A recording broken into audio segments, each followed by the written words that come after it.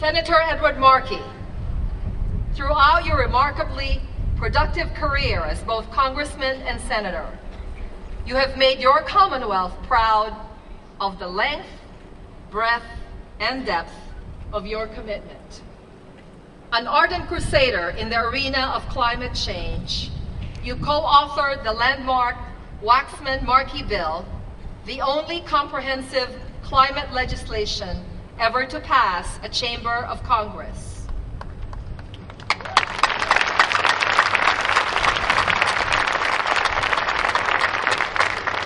Believing that we have a moral imperative to take bold and preventive action, you have made it a primary focus of your tenure to explore and enact ways to avoid the catastrophic effects of climate change. Your work, for example, to reduce our national carbon footprint by accelerating the movement from fossil fuels toward renewable energy sources. You have also devoted yourself to myriad other causes that promote equity and security, authoring some of the most important Wall Street reform laws since the Depression, writing the milestone Telecommunications Act of 1996, strengthening privacy laws, and championing nuclear non-proliferation. With profound appreciation for the powerful leadership roles you have assumed to protect the well-being of our state, our nation, and the planet, the University of Massachusetts Dartmouth honors you on this 15th day of May in the year 2015.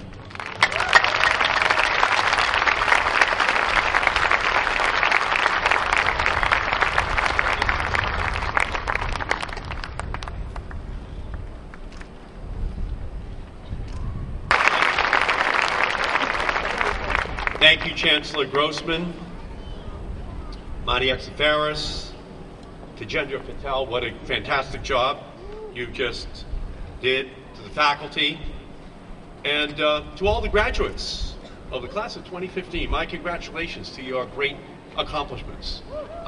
Just a fantastic job. We are gathered here today at the Vietnam Veterans Peace Memorial Amphitheater. So let us join together to make sure that we never forget that those who served us overseas to protect our liberties, those veterans, that we serve them when they are here.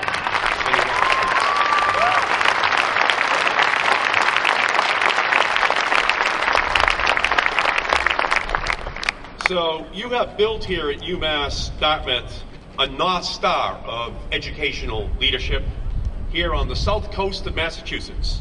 I am so proud to be with you here today and to have this chance to share this momentous occasion with the Corsair family. To the graduates, my congratulations again. To the parents here this afternoon, you should be incredibly proud. You're here to see your children spread their wings.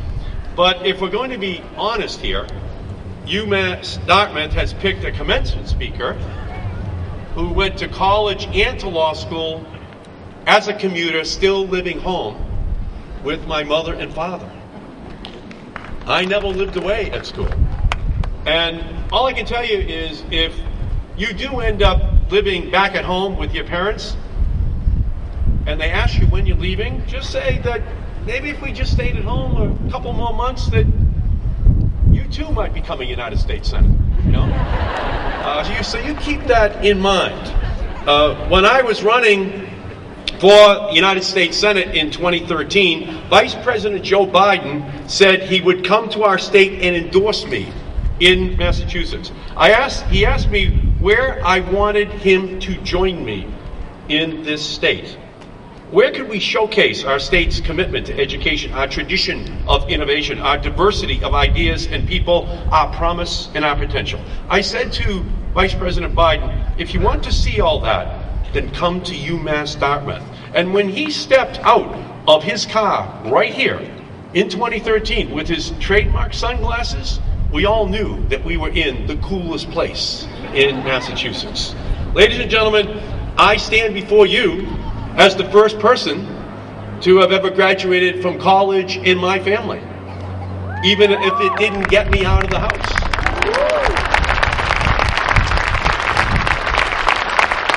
When I was sworn in as a congressman at age 30, having been a commuter, that was my first visit to Washington, D.C. in my life, to be sworn in as a congressman.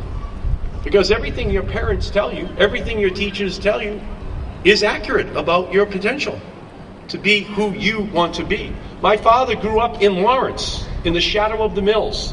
He went to Lawrence Vocational High School and drove a truck for the Hood Milk Company, working his way up. Yes, milk actually used to be delivered to homes. You can ask your parents about it. It did happen at one time in our country. My uncle, my godfather, he worked hard in the mills to save the money to attend college, penny by penny, dollar by dollar, until he had enough money to go to college. And then one Tuesday in 1930, he lost it all in the stock market crash. The banks collapsed and he had to come home from college to work in the mills for the rest of his life.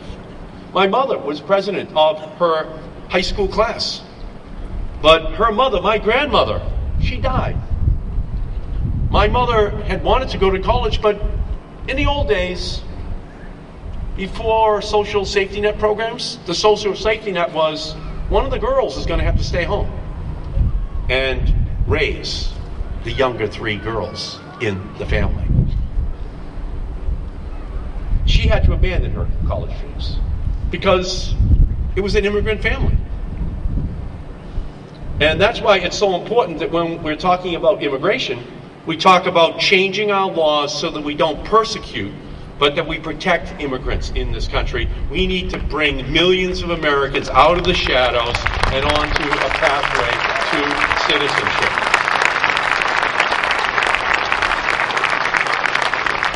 My mother used to say to me, Eddie, when she was disappointed in me when I was 11 or 12 because all of her dreams had been frustrated because of circumstances beyond her control, she used to say, Eddie, I'm going to donate your brain to Harvard Medical School as a completely unused human organ. And that's what every one of your parents want from you, that you maximize your God-given ability, because that is something that you have the capacity to do.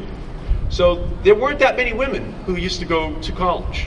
But today, with students coming to UMass Dartmouth from 41 states, truly, your class looks like the United States of America. In fact, with students from 56 countries around the world, this campus looks all like the United Nations. And I congratulate all of you because you represent every race, every religion, every country in the world. That is what today's graduation is all about. You represent what our country is in the 21st century. So, you are a special group. We're here because something good happened to our families in the 20th century that makes the 21st century a lot brighter for each of you. Of the 6 billion people on the planet, most of them would trade places with you right now. And that's not just because you have 3 parties in the Quad or the Dell to go to tonight. It's because you are going to be able to maximize your God-given abilities. They would trade places with you because you are now amongst the 1/2 of 1/2 of 1% of all the people on the planet in terms of the gifts that you have been given to you as you leave this institution today.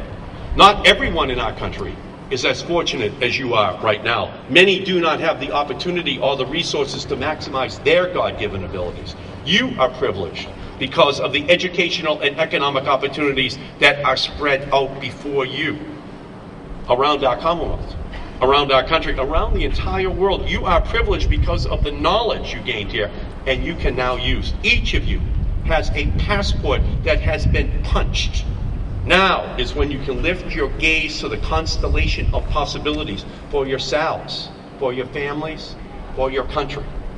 Every generation gains more knowledge than the previous one. Your generation knows more than mine did. Just think of what we recently discovered, that the Big Bang really did happen. that the Milky Way galaxy has billions of Earth-like planets, and that Snapchats don't actually disappear. We've learned all of this just in the last year.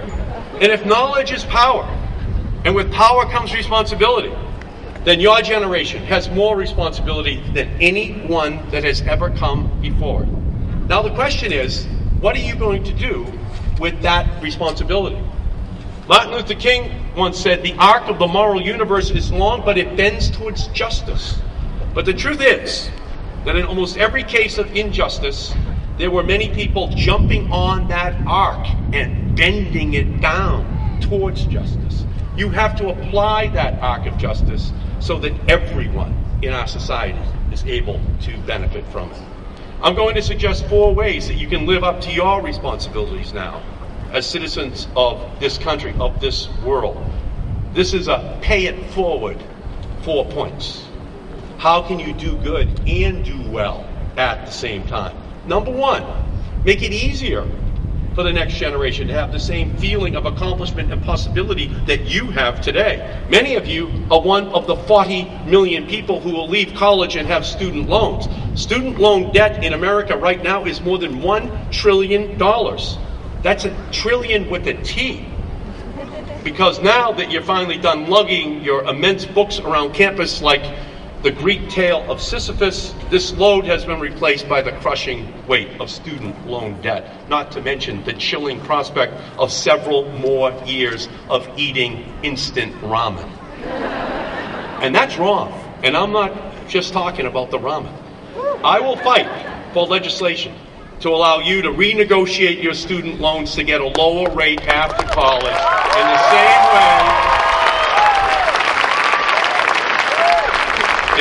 way that people can refinance their loans for homes and cars. Students should be in the same category. The big dreams of college should never be thwarted by the small print of student loan agreements. Some of you have borrowed money at 5%, at 6%, at 8%. You should be able to renegotiate these loans. And you should be allowed to have all of the tools you need in order to follow your dreams. And we also need to support more Pell Grants, not fewer Pell Grants in our country. For many students, Pell Grants are a learning lifeline, like work, study, jobs, or Wikipedia. I had a Pell Grant. Pell Grants shouldn't be cut, they should be increased.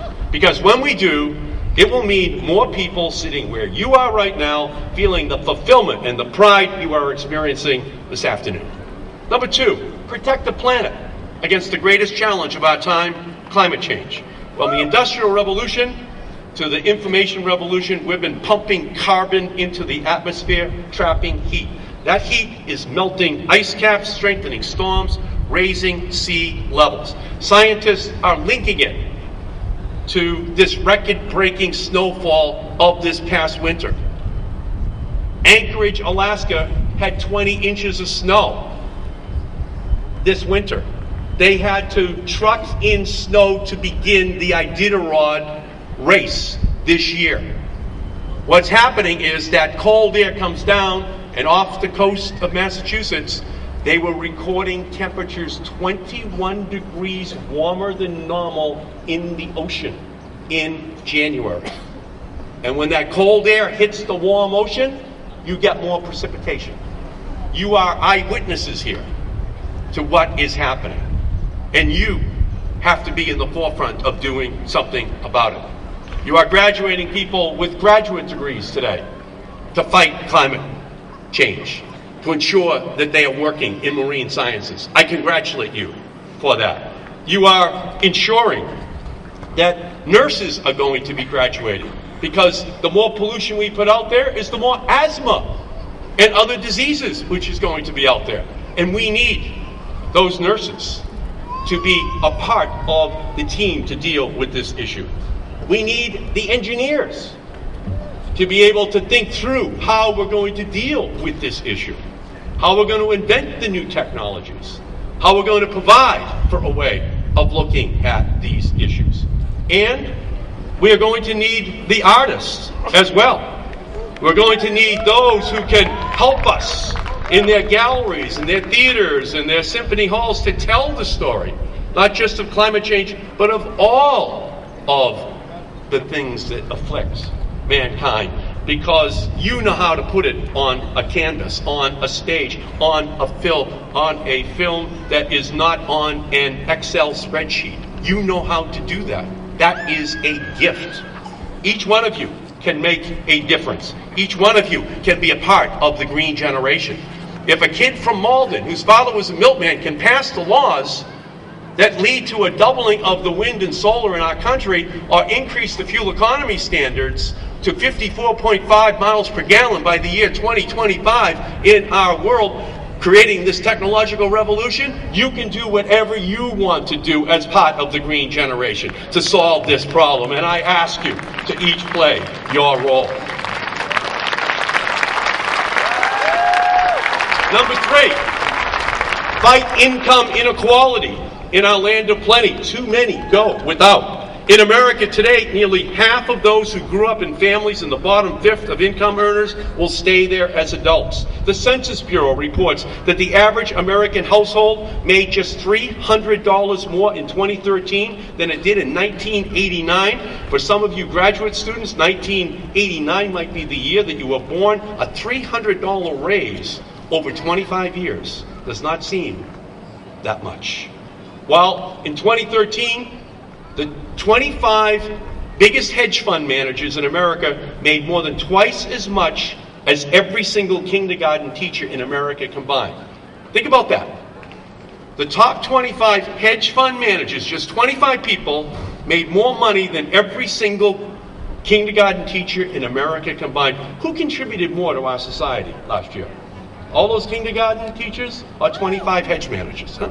So we just have to make sure that we continue to fund education, that we ensure that there's equal and affordable access to it for all people and communities. We need to ensure that women make the same pay as men make for doing the exact same work.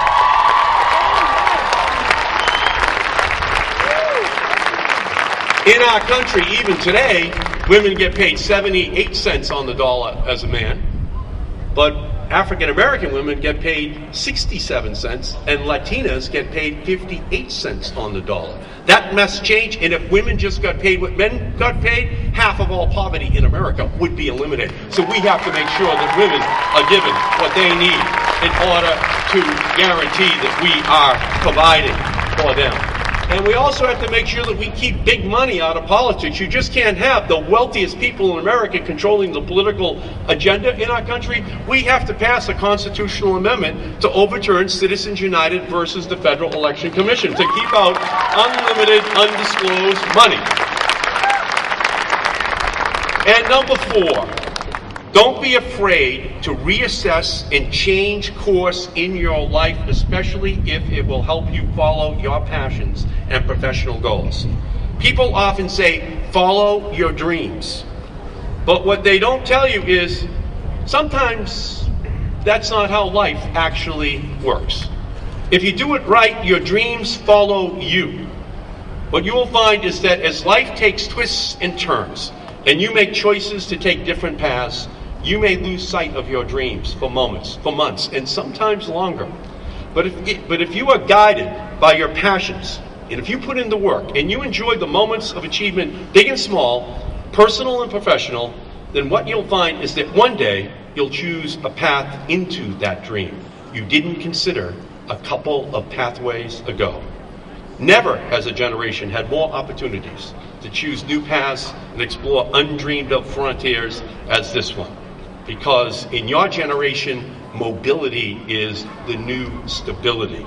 The beauty of our mobile, connected society is that you can develop and disseminate a new product or a way of doing things faster than ever before. And we can do it from anywhere. You can turn a family business into a franchise with business savvy and Facebook friends. You can keep patients healthier with your iPhone apps that track their progress. You can turn retweets into repeat customers. You can get an education online, and UMass Dartmouth ranks #1 in our state for this online educational service. When I was authoring the telecommunications laws of the 1990s, not one home in America had broadband in 1996. And the mobile devices we take for granted today weren't even invented. That was in the digital dark ages, when people talked on a telephone, sent paper faxes, actually wrote mail. Ask your parents, it actually happened. And now we have an ecosystem of device, service, apps that I'm proud of passing the laws that made it possible. And I can see out here right now that there are so many people just looking down at their iPhone and not even paying attention to me. And I'm very proud of that. I'm proud of that revolution. My goal is that we'll reach a day when no one ever looks up again and has human interaction with anyone. But the idea that the internet should be free and open, what people call net neutrality, is now under attack. We have to make sure that the internet is open for every idea, from every purpose, to make sure that they can change the world. In the coming months, the immediate pressures might seem overwhelming. Finding a job, moving to a new city or a state, deciding whether to pay to see the new Avengers movie or just waiting for it to come out on Netflix. Even with all those pressures, find a way to stay connected to the passions that led you here today. Find a way to pay back the help that you received to accomplish what you have today. Work for human rights, for the environment, or mentor a young person who needs help. For every selfie you take, consider what action you can take selflessly, because it's you who will change the world. Throughout history, young people have always led the way in embracing new opportunities and driving social change. In past generations, when young women wanted the right to vote, they formed the suffragette movement and they changed the U.S. Constitution so that women can vote. When young people were upset with the voting rights laws for minorities in America's southern states, they became freedom riders and they changed the laws of the United States. When young people saw the injustice in South Africa, they rose up to end apartheid in South Africa. When young people lost faith in the justifications for the war in Vietnam, they marched and protested and brought an end to war. You see, each generation has its own unique challenges, and you have yours: to end disparities, to protect the planet, to use education, business, healthcare, innovation to heal our world, to build a better future. More than 50 years ago, President Kennedy announced the dramatic and ambitious goal of sending an American safely to the moon before the end of the 1960s. 8 years. President Kennedy said that America would go to the moon not because it was easy, but because it was hard. The Russians were threatening us. We would create a giant rocket made of new metal alloys, some of which had not yet been invented. It would have to return safely to Earth, re-entering the atmosphere at undreamed of speeds greater than 25,000 miles an hour, generating heat about half the temperature of the sun. And it would all have to be done rapidly. President Kennedy urged us to be bold. On July 20th, 1969, Apollo 11 landed on the moon's surface. That flag that flew on the moon is in the Capitol building in Washington, D.C., brought back to Earth from that successful space mission as a testament to what we can do when we set our goals high and work together as a nation. So I say to you graduates gathered here today, as you launch into your own future, just as the Apollo mission launched into space, and just as the astronauts that came before you, you will plant the flag of your own destiny. So be bold, be brave, be fearless. Our planet, our country needs your commitment, your creativity, and your innovation. So I've given you several examples of how you can help advance the causes of your generation. But here's the best part. You get to choose. You get to choose. You've made this huge investment. You've done the hard work. You've punched yourself a ticket to a world of opportunities because you are a UMass Dartmouth graduate. You get to choose. Some of you will join startup businesses, take it public. Some of you will teach tomorrow's leaders in classrooms in your hometown. Some of you will be tomorrow's leaders. Some of you will work in hospitals and clinics to save lives. Some of you will run for office. But each of you, you can become whatever it is that you want to become. But I know that you get to choose today because previous generations of your families worked to better their own lives and to better the lives of those around them. You get to choose because they sacrificed. They fought for equality, for the environment, for human rights, for universal values like liberty and justice that have animated civilizations for centuries. But most of all, they fought for you. And now you get to choose, because you have worked hard. You have accomplished much. And you are now UMass Dartmouth graduates. You have the most sophisticated technological tools ever created at your fingertips. You have the knowledge and the know-how with your UMass Dartmouth education. Your community, your country, and the world need your leadership. You are the Corsairs, and you will start to change the world beginning today. Thank you and congratulations.